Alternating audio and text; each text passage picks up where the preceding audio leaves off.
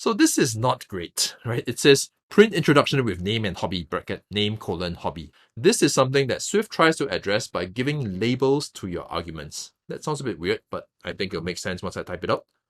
So I'm going to create a brand new function. It's going to have the same name as the very first one we created. So print introduction for name colon string with hobby string. Seems a bit weird. Let me close the console so you can look at it on one line, right? So this is going to be a different function from just print introduction, which takes no arguments. This one down here says print introduction for name colon string with hobby colon string. Seems a bit weird, but let's try it out. Right, so I'm going to do the typing again. Hello, I could have just copied and pasted this, but I am too invested in this now, and I will need to finish typing this.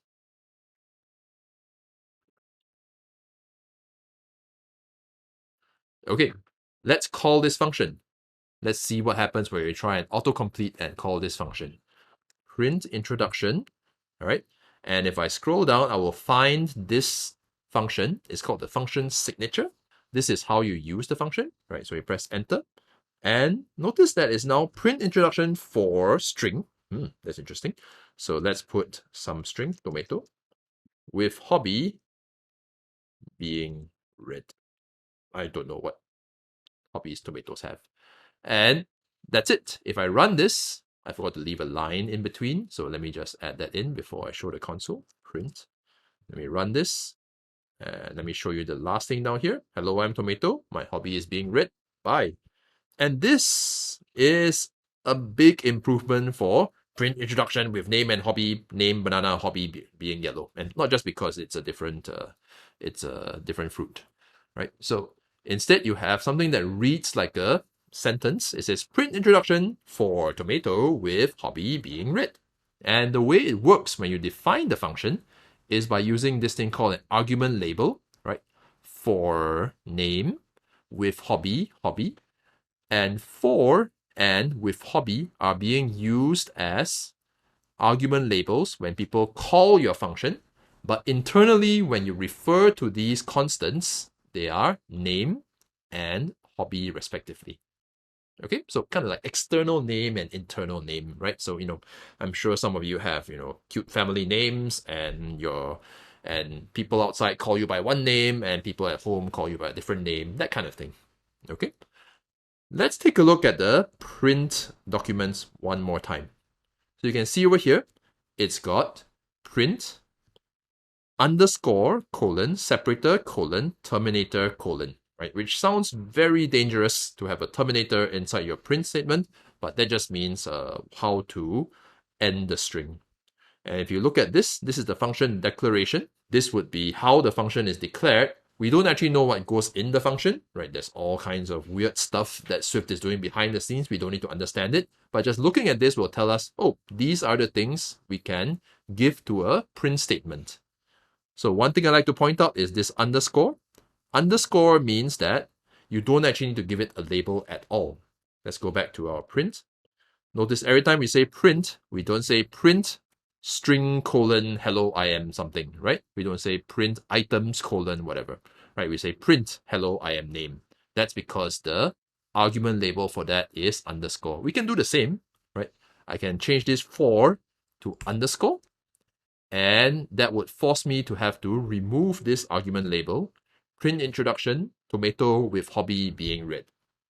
I'm not sure if this is an improvement, but sometimes you might want to write functions this way. None of this actually changes how your code works. It's just kind of nice for your code to be able to look this good and be nice and readable. So I think that it's kind of nice to have the for and the for over here. I'm going to leave it as is, and we are going to move on to our little exercise. So for this exercise, I'd like you to look at the details on the screen. I'd like you to just write a function called toNumberStory that takes in two double arguments.